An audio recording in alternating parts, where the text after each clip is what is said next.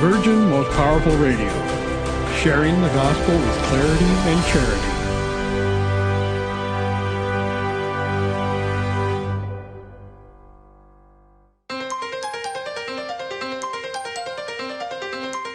And now, Virgin Most Powerful Radio is pleased to present Hands-On Apologetics with renowned Catholic author and apologist, Gary Michuta.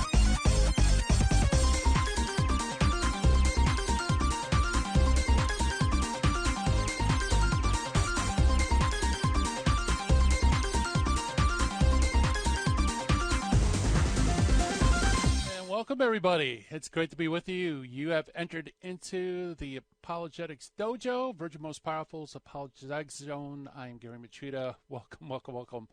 It's great to be with you to talk about how to explain, defend the faith with clarity, charity, and confidence. And we have a great show in store for you today. Coming up on the other side of the break, we're going to be talking with Master Apologist. I know he doesn't like that title, but he is.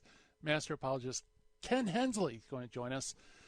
Ken is going to share with us, we're going to talk about meaning and materialism. If you reject God and all that exists in your belief is just matter, it's just stuff, and there's nothing that transcends matter, can there be any meaning? Well, you know, Ken's going to come into the dojo, like I said, on the other side of the break, and we are going to talk about that, explore the area. It's going to be a great conversation, as always, with Ken. Also, we are going to investigate the Finding the Fallacy. And the Finding the Fallacy, since it's Friday, usually Fridays we talk about propaganda techniques, kind of steer away from informal fallacies. And today's Finding the Fallacy, by the way, is called The Big Lie. And we also meet an early church father. Today's early church father is Meniscus Felix. Very interesting church father. You know, it's also one of those obscure ones. So, you know, listening to the program, you get to be introduced to this whole panoply of saints and cool writers. And so I think that's one of my favorite segments. Let's see. As always, you are part of the show. When Ken comes on the show, if you have any questions, give us a call at 888-526-2151. It's 888-526-2151. Love to hear from you. Or you can also send your emails if you have any questions. Shoot us your email at questions@handsonapologetics.com. That's all one word, folks, questions@handsonapologetics.com. And it comes straight to me, and I answer every email. And, you know, I should also mention, before I do my shout-outs, so, you know, hold on, everybody watching social media. By the way, there's an upcoming live event that I'm going to be on live on YouTube along with Pat Flynn of The Pat Flynn Show and John DeRosa of Classical Theism. We're going to do a huge event. It's going to be basically apologetics, how to explain the existence of God. John DeRosa is going to give a presentation on theistic apologetics. I'm going to give a presentation on Christ as a Messiah and Son of God. And Pat Flynn's going to dive into Catholic apologetics. It's going to be great. And there's a lot of freebies, folks. Now, if you want to cash in on the freebies, for example, you can get an ebook free just for signing up in advance to this event. It's you get a book that says How to Talk About Religion Without Sounding Silly. Just go to the Hands-On Apologetics website. It's handsonapologetics.com.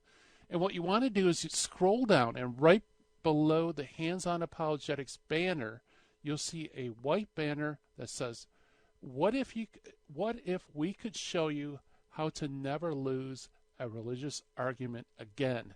Pretty intriguing. Click on that, and that will take you to the sign-up sheet. And like I said, you're going to get freebies. You're going to get a booklet, an e-booklet, and you're also going to get access to some other videos that the three of us are going to make. So very exciting. The live event's going to be in August. I'll give you more details about that as it comes closer. But check it out. Go to handsonapologetics.com. Scroll down underneath the Hands-On Apologetics live banner. And click on that How to Never Lose a Religious Argument Again. And sign up, because the more the merrier. and I think it's going to be a super fun event. We've talked this week with Pat Flynn of the Pat Flynn Show. We talked to John DeRosa of ClassicalTheism.com. Both of them were on this week. And as you can tell, they're fun guys and incredibly knowledgeable people. So I guess I'll be the comic relief for this video, live video presentation. So check it out. And now it's time for the shout-outs for those watching live stream on Facebook and YouTube. Hello, everybody. Great to see you. Hello, Beth. It's good to see you, too. Turn up the volume, please. Really, am I coming in low? I'll turn up a little bit. Anthony, if you could check it out over there, make sure that we are broadcasting at full steam. But anyway, that might be on YouTube. It might not be on the live feed. Let's jump into our Finding the Fallacy, shall we? Like I said, it's Friday. We're going to do propaganda technique. Today's propaganda technique is called the big lie. Now, what's interesting here, there's the emoji explosion I was waiting for. Thank you. I love watching the live feed on YouTube. The big lie. This expression was actually coined by none other than Adolf Hitler, believe it or not, when he dictated his 1925 book Mein Kampf, where about the use of a lie so colossal that no one would believe that someone could have invented it from scratch, so to speak. And so if you're going to tell a lie, Hitler suggested, make it a big lie, because it'd be so big that people would doubt whether it could have just been fabricated, that there has to be something underneath it. And I think the big lie is a propaganda technique that we encounter in apologetics quite a bit. Probably more in last few decades than now. It seems to be trickling off, thanks be to God. Where people, you instead of saying, well, the Catholic Church has a misinterpretation about one verse or another verse, they'll just say the Catholic Church is like this giant satanic organization. They'll make it so big and so ludicrous that people will dismiss it, but you'll also leave you with that unpleasant aftertaste that maybe there is some truth behind it, because no one would say such a thing unless there was some sort of substance. I think that's kind of plays into us as humans. Often whenever we hear something, we always accept it with a grain of salt, saying, okay, well, probably most of that is an exaggeration or someone's opinion, but there probably is a kernel of truth. Well, the big lie kind of exploits that by making a huge claim in order to kind of leave that wandering, gee, maybe there is some sort of substance behind this. So anyway, that is our propaganda technique, the big lie. Beware of the big lie, folks. Whenever somebody makes a ludicrously, if that's a word, colossal claim that stretches the imagination, just realize that might be totally vacuous. It doesn't necessarily mean there's truth behind it. All right, so moving on from the Finding the Fallacy, let's talk about the early church father for today at our Meet the Early Church Father segment. And like I said, it's not a household name, but it's a name that I think you should know, impress your friends. And of course, if you work in apologetics, I'll tell you why he's important. It's a fellow named Meniscus Felix, who flourished sometime around AD 218 or AD 235. Not really sure. And the reason for that is biographical data on Meniscus Felix is totally lacking. We know very little, next to nothing about him. The only thing we can say about him was that he was a Christian, he was a layman, he was a Roman, and he apparently was a rather distinguished member of the legal profession in Rome. That's about it. Also, the other thing we could say about him is that he's an author of only one work, which is a dialogue called Octavius. It was, and again, we're not really sure when it was written, probably 218, 235. We'll talk a little bit about that. But Octavius is an interesting work. First, we only have copies of this work in a Paris manuscript from the 9th century, and also as the 8th book of Arnobius's against the pagans. So it's like it's included at the end of his work of Arnobius, and we have this manuscript. That's kind of it. But scholars are united in believing that this is indeed an authentic work of Meniscus Felix. Okay, so we know it's not part of Arnobius. The work is a very gentle character. It's not very polemical, and it has some deep insight as well. Jurgens says, and of course we use Jurgens's Faith of the Early Fathers for this segment. He says it deserves to be much more widely read than it is at present. The problem, of course, is dating the work, and the dating is actually kind of important. And the reason for it is there seems to be a literary dependence between Octavius and the other early church father, Tertullian's Apology, which dates around 197 AD. Okay, so the question of dating is important because who is kind of copying whom, you know? Jurgens notes that the arguments in both works are too similar to be coincidental. They use the same kind of terms and they develop the same arguments in the same fashion. So it can't possibly be a coincidence. There has to be some sort of dependency. But was Meniscus dependent on Tertullian or vice versa? Now you might say, okay, that's sort of interesting, but what's the biggie? You know, what's the big deal? Well, the fact is that whoever wrote first deserves the title of the first Christian author to write in the Latin language. So it is, you know, it's kind of cool that, you know, one of the two were the first. Also, let's see, really quick, in this work on Octavius, he refutes common pagan objections against Catholicism, and those objections are very interesting because they tie into Catholic doctrine. But I hear the music coming up. Coming up on the other side of the break, we're going to talk with Kenneth Hensley about is there meaning without God? Stay tuned, everybody.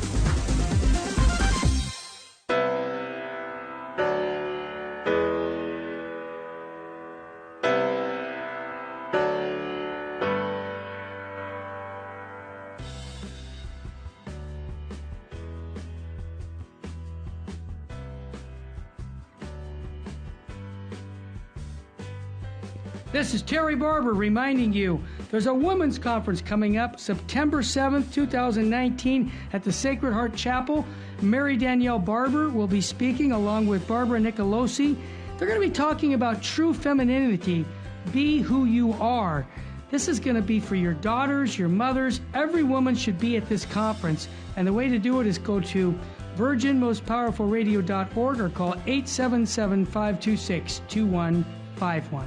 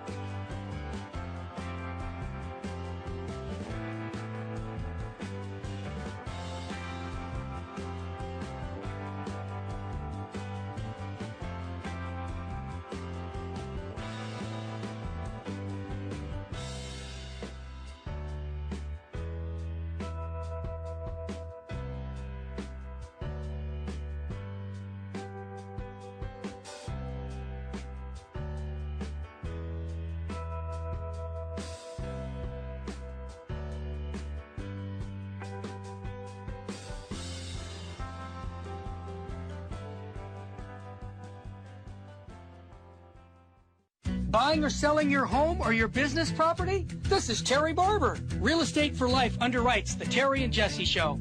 And they can connect you to one of 900 pro-life real estate agents around the world. And when they receive their referral fee, they will give 80% of it to a pro-life organization. Wow! That's 80%! realestateforlife.org, 877-LIFE-US1. Now, back to Hands-On Apologetics with Gary Machuda. If you'd like to join the conversation, call 888-526-2151. Here's Gary. Welcome back, everybody. Hands-on Apologetics. And if you believe there's no God and all that exists is the material world, can there be meaning in that atmosphere? Well, to help us work through that question, we have Master Apologist Ken Hensley join us. Ken Hensley is a nationally known Catholic teacher and author who, since converting to the Catholic Church in 1997, has worked extensively in the field of apologetics. He's been interviewed numerous times on Catholic radio and television, and on this show, he specializes in teaching a subject ranging from natural Christian and Catholic apologetics to scripture, dogmatic and systematic theology, church history, spirituality, and the art of evidentialist and presuppositional apologetics. Boy, this is a mouthful. Yeah.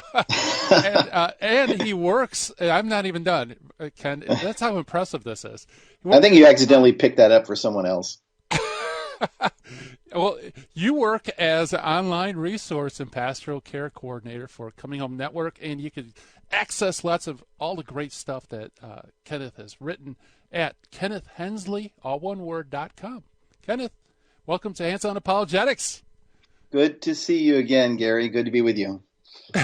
You know, that is quite a bio, I must say. Just going through it, and you know what, you are the master of all those, because on this show we've dived down on a lot of those subjects already. Yeah, we've touched on some. We have a lot more to go too. yeah I think we have about 7 more sessions to get through this one series, so wow. Yeah, and it's all good stuff too. Especially for those who maybe haven't been following the series that we've been doing with Ken. He's written extensive. Well, actually, you know what, Ken? Why don't I let you describe it? What have we done so far in this series? Oh, well, we've been following a series of short blog articles that I wrote and that were published at the Coming Home Network on the website, on the blog page, and also longer versions in a book that I wrote with Patrick Madrid some years back. We're critiquing philosophical naturalism, the view that nothing exists but the material world. In other words, no God, no human soul, no spirit, nothing like that. No angels, no demons. Nothing exists but particles interacting with one another according to strict laws of physics and chemistry. We're critiquing that. Now, what I'd like to say, I guess, to begin, this is something I've said every one of the lessons, but it's important, is that so far we're not presenting proofs for God's existence, but I am presenting arguments. And that is that I notice that there are things that human beings believe. There are things that human beings, whether they're atheists or whether they believe in God, Buddhist, Hindu, whatever, Zoroastrianism, people believe, for instance, that there is such a thing as right and such a thing as wrong. And I'm making the point that, well, if you're an atheist, though, you don't really have any foundation for believing that. There's no foundation in the materialist or the naturalist worldview for believing that objective right and wrong exists. So we talked a couple of times about morality. Another thing that we tend to believe is that human life has value. We talk about our precious little children, our precious grandchildren, we think human life has value. In fact, there are atheists all over the place who fight for the value of human life out there, anti-war, anti-this, and yet again, if you are a materialist, you don't really have any foundation for believing in the value of human life. If human life is purely an accident of nature, then objectively speaking, human life has no more value than dirt clod, life or pig life or frog life. I mean, dirt clods don't have life, or amoeba life. So we've talked about morality. We've talked about the value of human life. I think last time we talked about human rights. Now, this is something that many atheists campaign for, human rights. And it's a good thing to campaign for. But again, if you are an atheist, if you are a materialist, a naturalist, strictly speaking, you have no objective foundation for believing that inherent human rights exist at all. So what I'm doing in this series is I'm kind of going through a series of fundamental basic beliefs that we have as human beings none of which can be supported by the atheist worldview, and all of which, of course, are totally supported by a theistic worldview. If God exists, as we believe, and God created us in his image and likeness, and he wrote onto he inscribed onto our very beings his moral law, then yeah, objectively speaking, we do have value. Objectively speaking, there is such a thing as inherent human rights, as our Bill of Rights says. Well, what does it say? What are the words again? You probably can quote them. Of life, liberty, and the pursuit of happiness. That's the Declaration. Yeah, but the words right before it, I can't remember now. It says, we are endowed by our Creator with certain unalienable rights. Yeah. It makes sense if there's a creator. It doesn't make sense if we're atheists. So we've been going through some of these basic beliefs, these foundational beliefs, and today we want to touch on the idea of meaning, because another thing that we tend to all believe is that life has meaning. Right. And yet, once again, on an atheist foundation, life has absolutely no meaning. Objectively speaking, it has no meaning. And that's what we're going to talk about, but in a great deal more detail. Yeah, that's one of the things I love about your apology is that it basically says, that all people, whether they're believers or non-believers, have these certain certain way of relating to the world, and yet whose worldview can best account for those experiences. And so your critique of the non-believers' worldview being insufficient, I think that's a very strong argument. Well, I do too. This is basically the presuppositional approach, because what I'm basically arguing, you could put it like this: that unless you presuppose the existence of God, you can't make sense of your life. Right. You need to presuppose, you need to assume basically a Christian theistic worldview in order to account for all the things that you take for granted, all the things you believe, all the things you live your life assuming. They all make sense within a theistic worldview, and they don't make sense. They can't be accounted for, to use the word that you used, in an atheist worldview. And I think that is a powerful argument. It's a good argument, and also psychologically, I think it's a powerful argument, because these things that people believe, they really do believe them. I mean, I have a funny story about a guy way back, right after I came out of seminary. I was working as a waiter in a restaurant, and I developed a friendship with a young man there who was an atheist. At least he claimed he was an atheist. He presented himself as a scientifically minded atheist who doesn't buy, religious ideas and whatnot. And I began to present this to him within the context of a friendship, to where I could even joke with him a little bit. And I remember he was standing in line one time to fill a drink order at the bar, for one of the people in the restaurant. And I walked up and just like shoved my way in front of him, and when he complained, I remember Tony, his name was Tony, and he was shorter than I am. And when he complained, I remember I said, "What are you talking about? I'm bigger than you are. I mean, isn't this the survival of the fittest? Isn't that the law of the universe? So what? You're in line. Right and wrong don't exist in your world." And So what are you complaining about, right? Yeah, what are you complaining about? And I think I told you, my wife and I, when we were in biology class in college, we had this idea. We didn't follow through with it, but it was just a funny idea one night. She was going to go into class, and she was going to sit in the front row, and then I was going to come in late, and I was going to walk to the front, grab her by the hair, and throw her on the floor, and take her seat. And then when the entire classroom, it could have been an entire classroom filled with atheists, when they all just leapt to their feet, in indignation as to the obvious evil I had committed, sexism, evil, unfair, unjust, the whole bit. Then I was going to say, I don't understand. You've been teaching us that we came from animals and that we're nothing but animals. I mean, didn't Tennyson talk about nature being red in tooth and claw?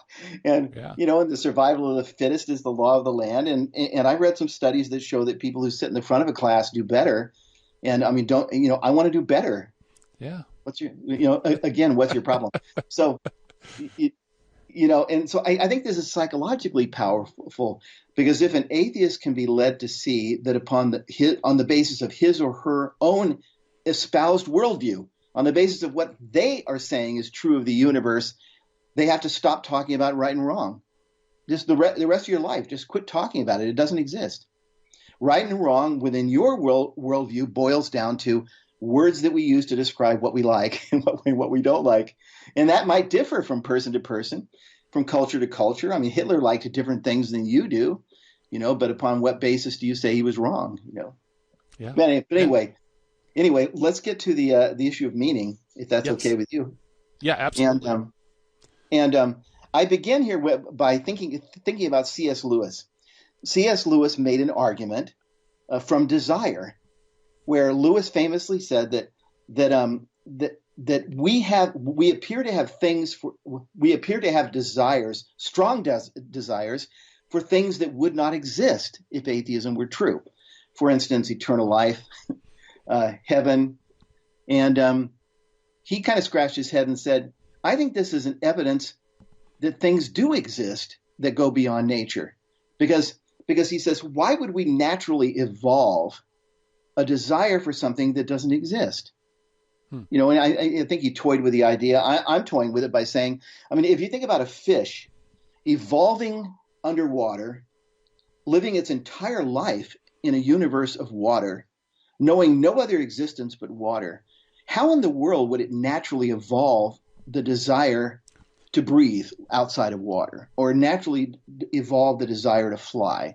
Or can you imagine a fish like swimming around underwater, its entire existence again underwater, and somehow naturally evolving the desire to not be in water? Lewis argued that the fact that we have these desires to him was another argument that we are made for something beyond this natural world. And one of these strong desires that we have is the desire for meaning and for purpose. Everybody desires that their life have meaning and purpose. And what I mean by that is everyone desires that their life have a meaning that transcends just these couple of years that we're given here on earth. Everyone wants that. No one feels comfortable believing that their life is just one giant accident that has absolutely no meaning. Yeah, absolutely. No one. And so if I may, I mean, I'll throw this out, then I'd like to hear how you responded to it. But I quote from Friedrich Nietzsche's parable of the madman, because I think it's so kind of powerful. Nietzsche is referred to constantly as the father of modern atheism. That's what everyone says. He wrote this parable called The Madman. And in the parable, he's describing, I think we're coming up on the break, and I don't want you to start right when we're doing it. But that's a great place to start is let's look at, one of the towering figures in atheistic philosophy, Nietzsche. All right, we're talking with Kenneth Hensley about meaning and materialism. Is it possible? Stay tuned, folks. More on the other side of the break. Listen to Hands on Apologetics.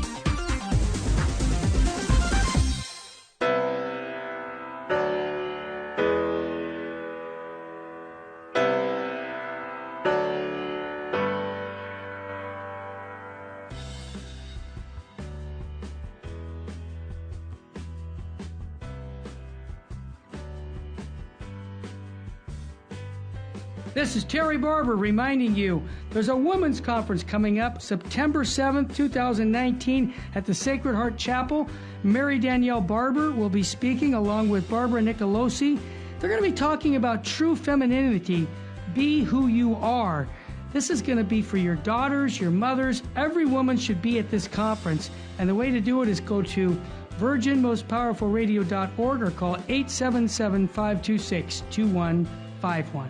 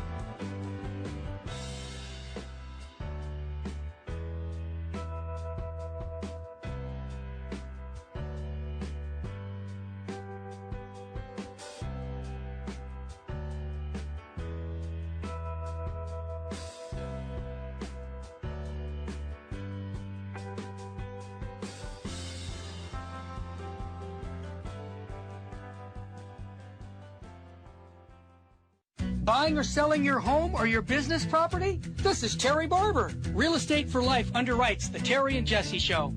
And they can connect you to one of 900 pro-life real estate agents around the world. And when they receive their referral fee, they will give 80% of it to a pro-life organization. Wow! That's 80%! realestateforlife.org, 877-LIFE-US1. This is Jesse Romero. You're listening to Hands-On Apologetics with Gary Machuda on Virgin Most Powerful Radio. Back, folks, we're chatting with Kenneth Hensley about materialism and meaning. And sorry about that, Ken. We came right up to the break. I didn't want you to start the quote and then have to stop. You were going to appeal to or quote from, like I said, one of the heavyweights in atheistic philosophy, Friedrich Nietzsche, right? Yes, and the point, to put it in context, is I was making the point that something else that we all tend to want and we all believe in naturally is that life has meaning. And Friedrich Nietzsche, the father of modern atheism, understands the implications of atheism, and according to him, it isn't pretty. Right. What he says, though, is logically inescapable, and that is a world without God is a world without objective meaning and purpose. And in his parable of the madman, this is what he says, very powerful. Have you not heard of the madman who lit a lantern in the bright morning hours, ran into the marketplace, and cried incessantly, I am looking for God, I am looking for God. As many of those who did not believe in God were standing together there, he excited considerable laughter. Why did he get lost? Said one. Or why did he get lost? Said one. Did he lose his way like a child? Said another. Or is he hiding? Is he afraid of us? Has he gone on a voyage or immigrated? Thus they yelled and laughed. The madman sprang into the midst and pierced them with his eyes. Whither is God? He cried. I shall tell you. We have killed him, you and I.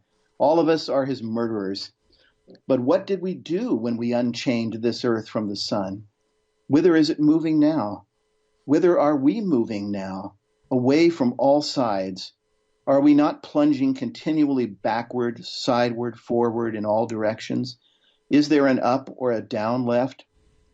Are we not straying as through an infinite nothing? Do we not feel the breath of empty space? Has it not become colder? Is not night and more night coming all the time? Wow. The ultimate meaninglessness of a world without God is something that atheist philosophers readily admit. And it begins here with Nietzsche himself. Yeah, that's hardly the feel-good poem of the century, is it? No, it's hardly the feel-good poem. Oh, wow. That last line, has it not become colder? Is it not night and more night coming all the time? So I begin by just making the point that, consistent atheists will admit that one of the implications of an atheist worldview is that life has no ultimate meaning. And I included a few more quotations here if you want to hear them. I was going to say, somebody could say, well, that's Nietzsche. He was dealing with issues with his father. Maybe it was just, nihilism, right? But that's most atheists wouldn't ascribe to that kind of view. Is that a widespread view? Maybe he was drinking too much coffee and he was just going on these long walks and driving himself mad. But no, for clarity, I'm making the point at this point that atheists understand that the logical implication of a materialist worldview is that there is no objective meaning or purpose. We will get to where they tend to go in a moment. But here's a few more quotes. Here's from Richard Dawkins, the author of The God Delusion, probably the most popular scientific atheist on the scene today. He says that the universe in which we live is one with, quote, no design, no purpose, no evil, no good, nothing but blind, pitiless indifference. That's his quotation. Another one, Stephen Jay Gould, the late Stephen Jay Gould, who was a paleontologist from Harvard, very, very, very famous atheistic a paleontologist, in something that he wrote called Why Are We Here? Here's his answer. We are here because one odd group of fishes had a particular fin anatomy that could transform into legs for terrestrial creatures. We are here because the Earth never froze entirely during the Earth Age, because a small and tenuous species arising in Africa 250,000 years ago has managed so far to survive by hook and by crook. We may yearn for a higher answer, but none exists. And of course, my first response, Gary, when I read these is, I'm wondering exactly how Dawkins knows, from his study of the biological world, or Stephen Gould from his study of paleontology. I wonder how they know that life has no objective meaning, but they state it as though it's a fact. Yes, yeah. And in fact, what exactly is the scientific test or data that supports the presence or non-presence of meaning? I know. I was thinking Gould is studying bones. Did he find a bone one time that had etched into it the words, "This was not designed by God. This bone got here on its own"? I mean, that's true. Yeah.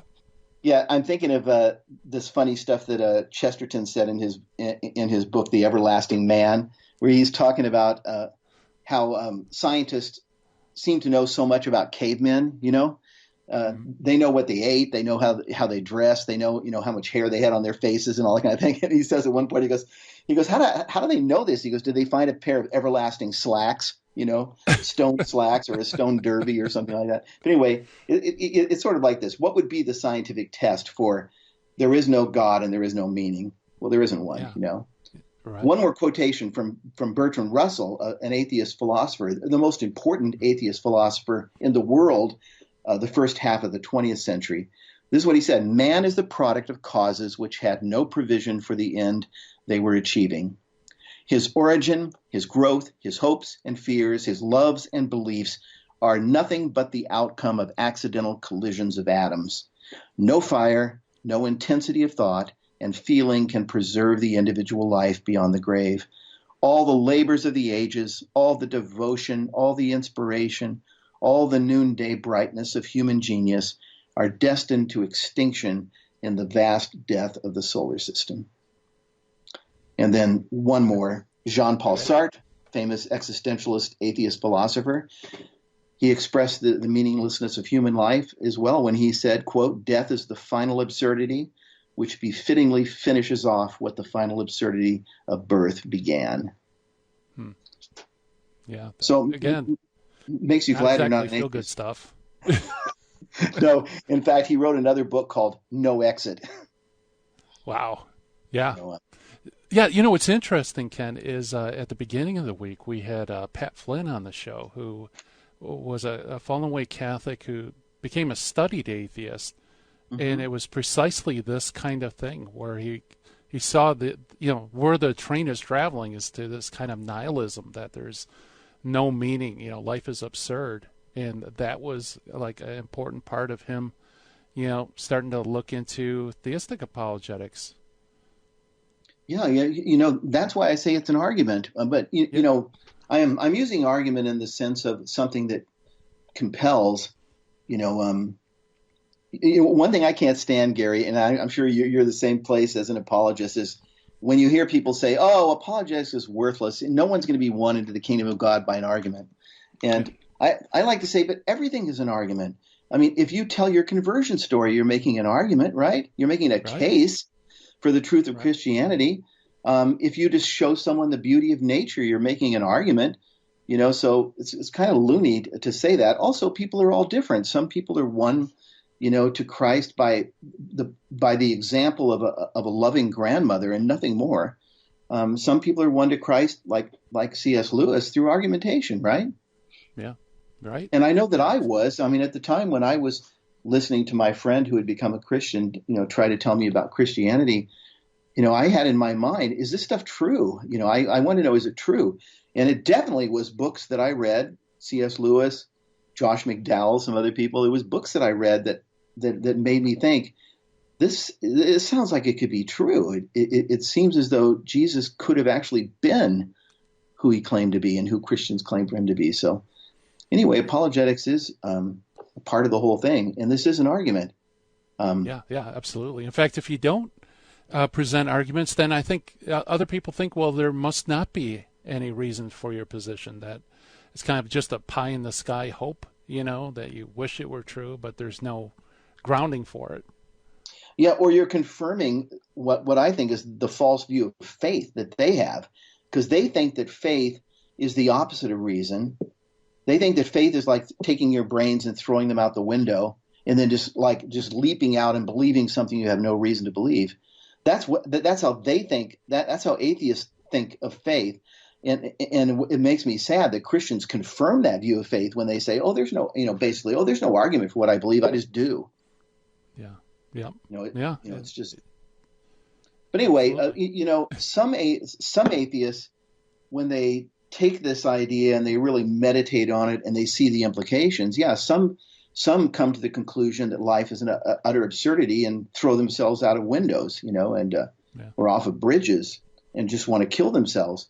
But that's not really what most do. Most say, all right, there is no objective meaning that there is no meaning that transcends this world.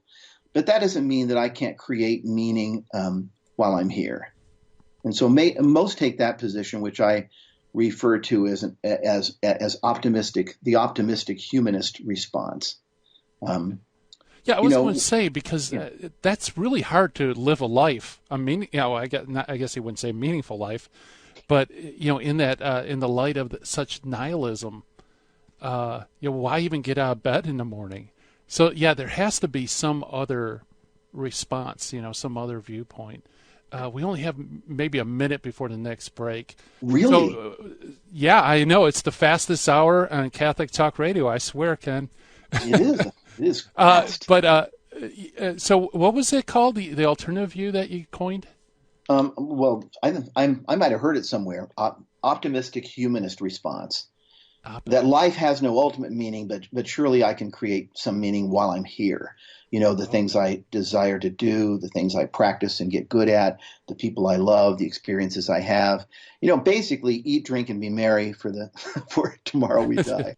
Okay, yeah. So the alternative to the nihilistic approach would be we can have created meaning, and I think that's a great place to park it for another side of the break, where we can dive into, well, can we create meaning, and is that a proper solution to the problem of nihilism? We're everybody, KennethHensley.com, and stay tuned. More on the other side of the break.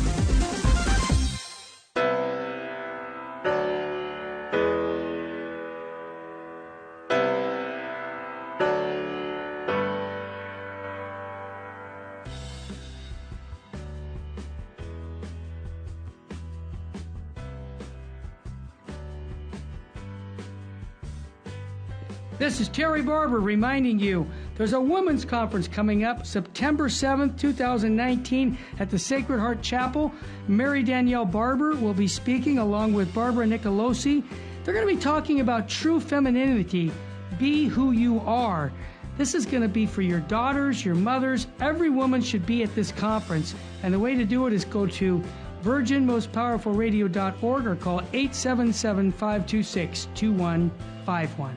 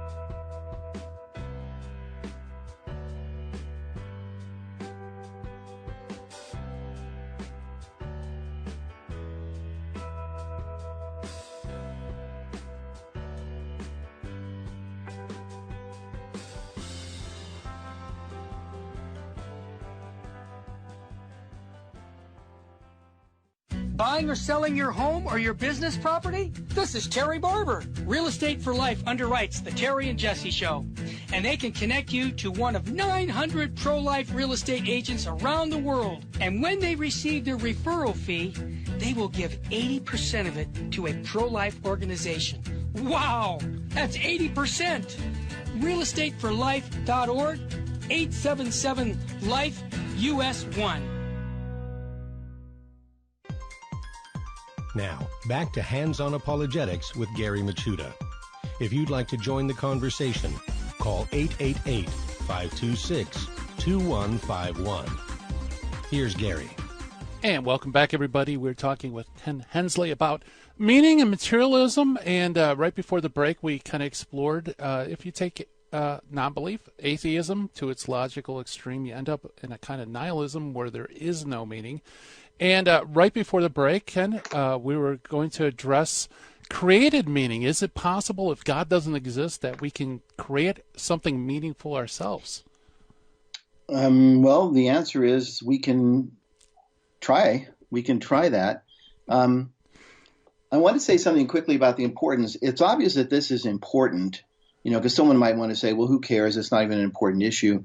It is important. Another atheist philosopher, his name was Albert Camus, wrote a book called The Myth of Sisyphus. And in that book, he says, judging whether life is or is not worth living amounts to answering the fundamental question of philosophy. So at least to him, he not only thought it was an important question, he thought it was the most important question. In fact, the passage that goes on, it's kind of funny because he says, I've never seen anyone die for the ontological argument. Whether the earth or the sun revolve around one another is a matter of profound indifference. He's like, I don't care which one revolves around the other. On the other hand, he says, I see many people die because they judge that life is not worth living. I therefore conclude that the meaning of life is the most urgent of questions. Right. And so, even though objectively speaking, the materialist has to face the fact that life has no meaning, that his life has no meaning. Because if the entire universe is nothing but an accident, just some gigantic material accident, and if everything that has evolved since, non-life evolving into life, living things evolving all the way up to you and I on this radio show, if all of that is an accident, it's just a purely material accident, and you don't have a soul, Gary, there's nothing spiritual about you. You're just a pile of protoplasm, and it has got here. As one of my teachers said, you're the forward edge of the sludge of evolution and nothing more. Then your life has no meaning. Objectively speaking, it has no meaning, and people can't live with that typically. So, a few that see that clearly just throw themselves off bridges, but more people, attempt to resolve the internal tension by thinking along more optimistic lines, and saying something to themselves like, look, okay, in the grand scheme of things, life has no purpose, but surely life includes some really good things, and I can find meaning, I can find satisfaction, if only for a short time, in the goals that I pursue, and the people that I love, in the experiences that I can enjoy. And so, I put it like this: in a blunt, cynical version of this, you can say, eat, drink, and be merry, for tomorrow we die. That's the cynical way of putting it. But a more nuanced way of putting it, and a more optimistic way of putting it, is saying, live for today. John Lennon, right? Yeah. In his song Imagine, first of all, he says, imagine a world, basically, there's no heaven, there's no hell, there's no religion. Basically, he says there's nothing worth living or dying for. This is what he says in his song. There's nothing worth living for or dying for. But then what a wonderful world, that we can all have living for today. Right. Just sort of finding meaning wherever we can, and that's what most people do. And the best I can say is that anyone can do that. I'm like that too, in the sense that I'm not always thinking about ultimate meaning, and yet I still get up and I enjoy the things I do, and I find little meanings in many things that I do along the way. But Albert Camus viewed that as being an escape from reality. This is what he said. he wished with all of his heart, as an atheist, that he could avoid the logical implications, that he could avoid the nihilism, the meaninglessness, of the universe. He wished that he could, but he couldn't, and he fought against it all of his life.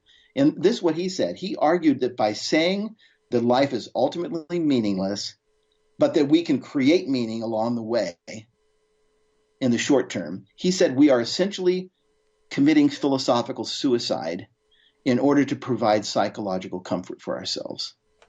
That's the way he put it. Yeah. That we're basically committing philosophical suicide. We're ignoring the reality, the objective reality that life has no meaning, in order to make ourselves feel better in the present. Yeah, that's very well put too. So he said that life is he said life's absurd. Go ahead. You said it's very well put. Yeah. I was just thinking. That really gets down to the nut of the issue, isn't it? Is when you were saying that we could create meaning, I was thinking, it's really not meaning. It's something. It's more pleasure. Something you enjoy, rather than something profound and has some sort of intrinsic, orderly to it. You know what I mean? And so it is kind of like comfort food that you say, well, I can make meaning for myself and kind of go through the paces and enjoy myself. But ultimately, you still end up with life's absurd. Yeah, I've come from nowhere and I'm going nowhere, but man, look at that lasagna. It still looks really good. It still looks good. And so Camus, his conclusion was life is absurd. He says, if we kill ourselves to solve the problem, we don't get anywhere doing that because death is just as absurd as life. Right. In the final analysis, he says, all we can do really is pursue the things that seem to make life meaningful to us, knowing all the while that in the end, like Bertrand Russell said, it's all going to dissolve in the flaming death of the universe. That's just the way that it goes, And there's, in a way, as I'm thinking about this again, I'm realizing that this applies to all the subjects we've talked about, and that is that there is no objective right and wrong, but we can kind of dream up our own right and wrong in this life in order to get by, because we would just all kill each other constantly if we lived out objectively the idea that there's nothing right, there's nothing wrong, and there's no meaning in life. Again, I've come from nowhere. I'm only here for a little while, so I'm going to get whatever I want. I'm going to rob banks. I'm going to kill people. I'm going to steal, the purse from an old lady, as I knock her down crossing the street. In a way, this applies to all of those subjects. There is no objective value to human life, but I'm going to create value and pretend that there is value so that I can live. People don't really have inherent human rights, but I'm going to dream them up and pretend that people have rights. It's like God made us in his image. And so we know these things really are true. And so we want to live according to them, even if our philosophy completely contradicts them. Yeah, and I suppose that's why John Lennon's song, Imagine, the title is so apt, because it really is a kind of imaginary world. No, you're right. I've never real. thought of that. But, yeah. I personally think it should be like an atheistic national anthem, because it really does encapsulate it. But yeah, so if both of these paths are kind of lead you to a dead end where you have to kind of parasitically borrow things from theism, this opens up the possibility of evangelism, doesn't it? Because we do have an answer. Yes, you open the catechism to the Catholic Church, and very early.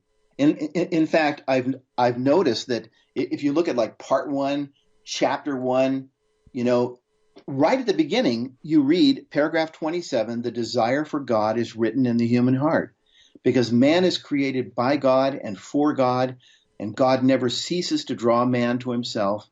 Only in God will he find the truth and happiness he never stops searching for. It's like right away, a totally different worldview is presented. Right. It is quite amazing. And you're right. It opens up the door to evangelism, because you can, in talking to someone, again, you may not be proving, in terms of like a mathematical or philosophical proof, logical proof. You may not be proving that God exists, but you certainly are putting your finger on a point of massive tension in the life of the atheist. If you can talk about the atheist's desire for meaning in his own life, in her own life, and you can talk about how the atheist worldview can't support it at all, but guess what? A theistic Christian worldview completely makes sense of it. It makes sense of it being true, that there's meaning, and it makes sense of why you even want it. It makes sense. You know what I'm saying, Gary? Yeah, absolutely. So I have a question for you then.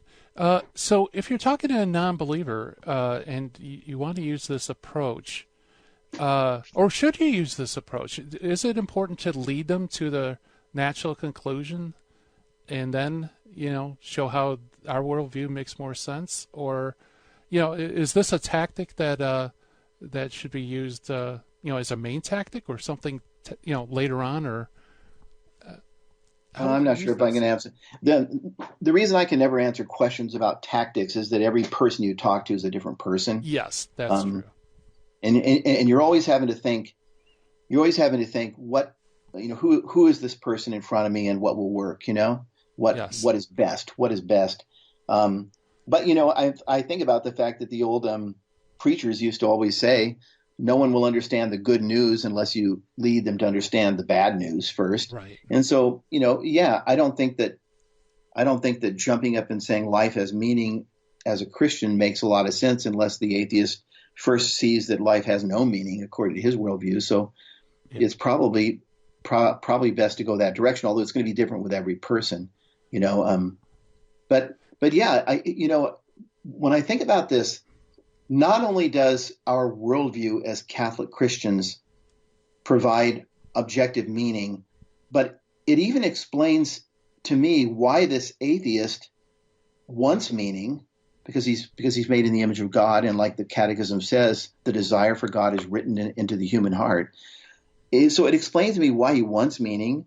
It explains to me why he can't find meaning based on his worldview. I mean, it explains everything. Yeah. Now, that's not a proof. Someone could say, oh, well, great, you dreamed up a worldview that explains everything, but that doesn't mean it's true. And that's why I'm saying this isn't a proof.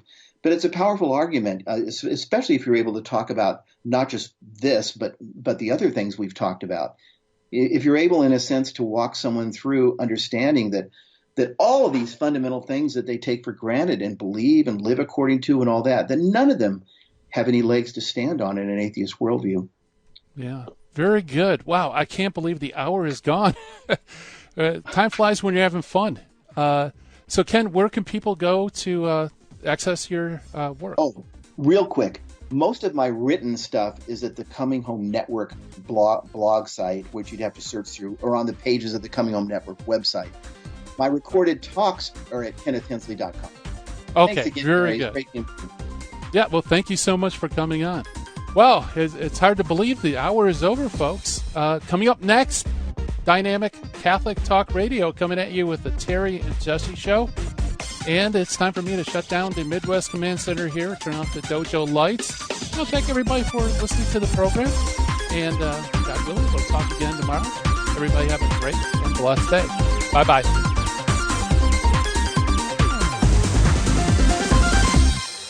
In the 1990s, I lived and worked in Hollywood. But when my wife Betty's mom took ill, we relocated to Orange County. And it was during this time in our lives that I converted to Catholicism. Once my eyes were opened to the truth, I couldn't learn enough about the faith. But I had less free time than ever, especially with a long commute. That's when I discovered the real value of Catholic audio. Listening to cassette tapes transformed my daily commute into a miniature retreat. And that's the beauty of Virgin Most Powerful Radio today. Since the podcasts are archived, you can listen anytime on our smartphone app. I know how listening to Catholic audio can bring you closer to Christ and His Church, so I encourage you to visit the App Store or go to vmpr.org and download the app today. It just might change your life. I'm Matthew Arnold for Virgin Most Powerful Radio.